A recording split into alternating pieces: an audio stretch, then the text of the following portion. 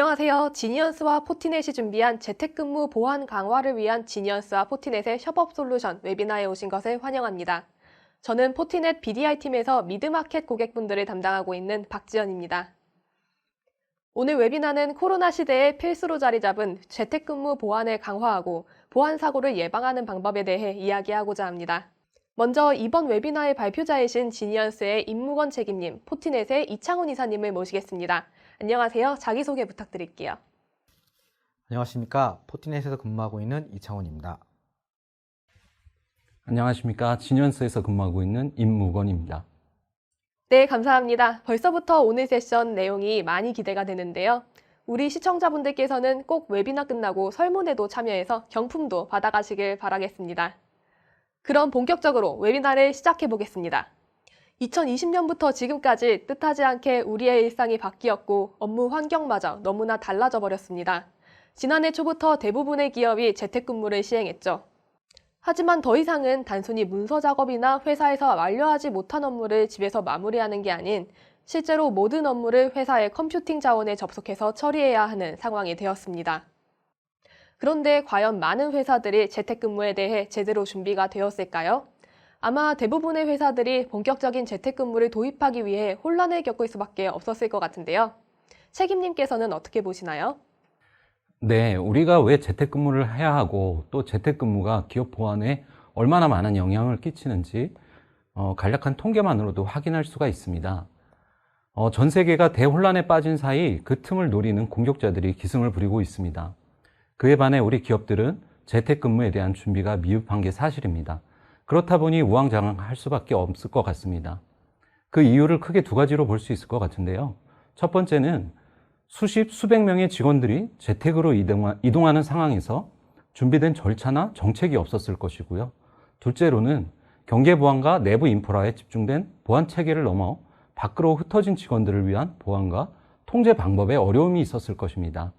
물론 정부 기관을 통해 빠르게 행동 지침이나 절차가 발행되어 많은 기업들이 활용하긴 하였지만 아직도 안전한 재택근무를 위한 방안을 준비 못한 기업들이 여전히 많다라는 것입니다. 아, 그렇군요. 급격히 재택근무로 전환되는 틈을 노리는 공격자들도 있다. 굉장히 위험한 상황일 수도 있겠네요.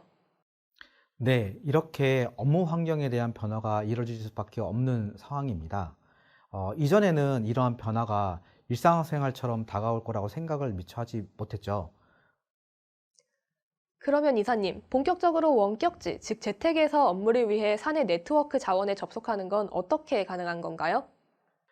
네, VPN이라는 통신 기술이 있습니다. 가상 사설망 네트워크의 앞글자를 따서 이제 VPN이라고 얘기를 하는데요. 이 VPN은 본사와 지사, 또한 이제 해외 글로벌 기업 같은 경우는 이제 사무실 등과 연결해주는 통신 기술이고요. 회사의 전용선을 인터넷을 통해서 이제 만들어주는 기술입니다.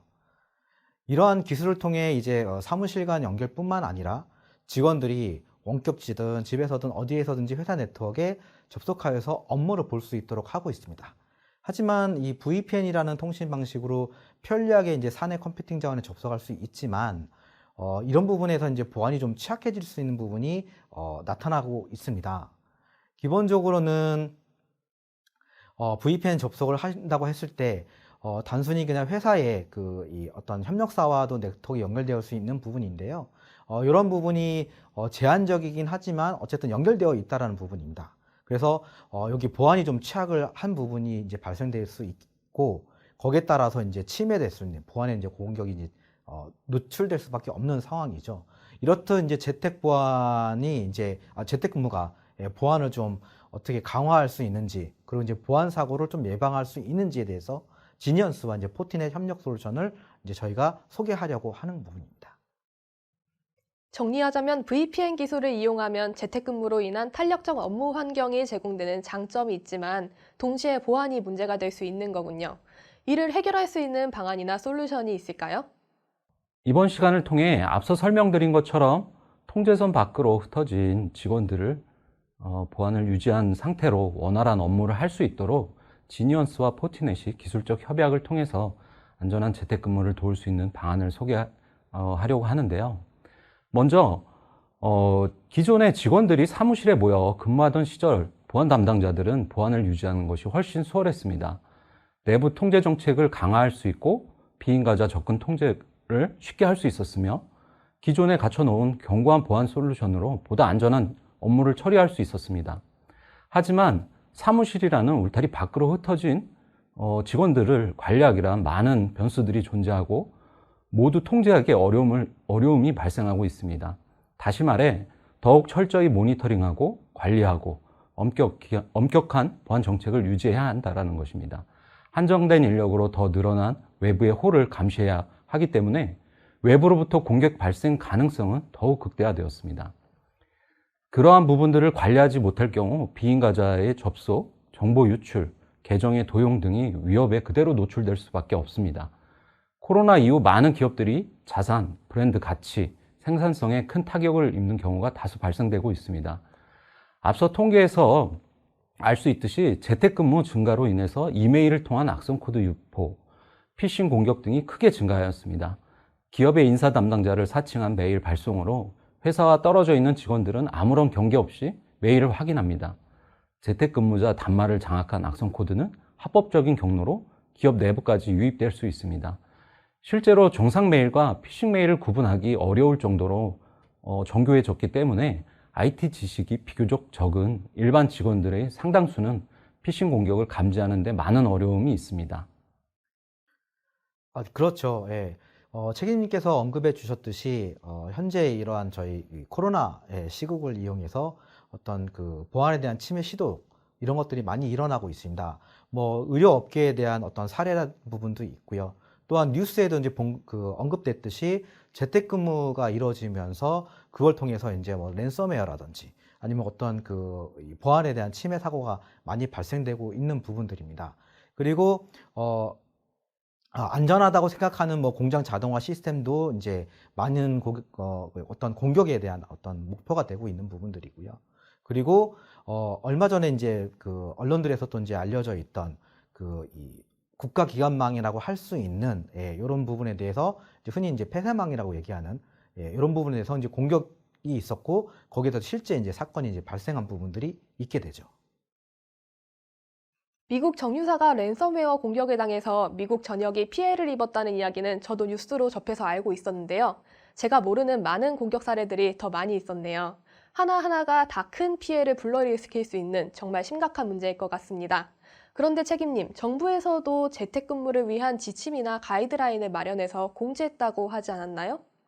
네, 그렇습니다. 우리는 이미 정부 기관으로부터 전파된 법적 규제라든지 보안 준수 사항들을 잘 알고 있습니다. 또한 그에 파생된 가이드라인 역시 많은 분들이 이미 알고 있으리라고 생각이 됩니다. 다양한 규제 항목들이 존재하지만 크게 세 가지로 요약하면 강력한 인증, 암호화된 안전한 접속, 단말의 보안 규제 사항 준수로 볼 수 있을 것 같습니다. 그러면 어떻게 하면 그 세 가지를 잘 따르고 효과적인 재택근무 보안을 유지할 수 있는지 자세히 살펴보도록 하겠습니다. 우선 믿을 수 있는지를 판단해야 됩니다. 최초 접속 시점에 강력한 확인 절차가 필요하다는 것입니다. 그 다음 접속한 단말이 보안 규제를 제대로 준수하는지 확인해야 합니다. 여기까지는 재택근무를 위한 공통적인 준수사항에 해당이 됩니다. 접속 환경에 따라 준수해야 할 규제가 조금씩 다르기 때문에 상황에 맞는 보안 정책을 설정해야 합니다. VDI를 통해서 접속하는 간접 접속 방식의 경우는 인터넷이 차단된 상태에서 파일 송수신 통제를 추가적으로 적용해야 합니다. 그리고 RDP와 같이 원격 접속 프로그램을 이용하여 간접적으로 접속하는 경우는 원격 접속 프로그램에 대한 취약점을 관리해야 하고 알려진 포트를 사용할 수 없습니다. 마지막으로 직접 업무 서버에 접속하는 직접 접속 방식의 경우는 지정된 단말을 통해서 상시 인터넷이 차단된 상태로 접속해야 합니다. 간접 접속이든 직접 접속이든 상시 모니터링하고 대응할 수 있는 사용자 및 단말의 가시성이 함께 포함된다면 재택근무 보안 강화를 하는 데 큰 도움이 될 것입니다.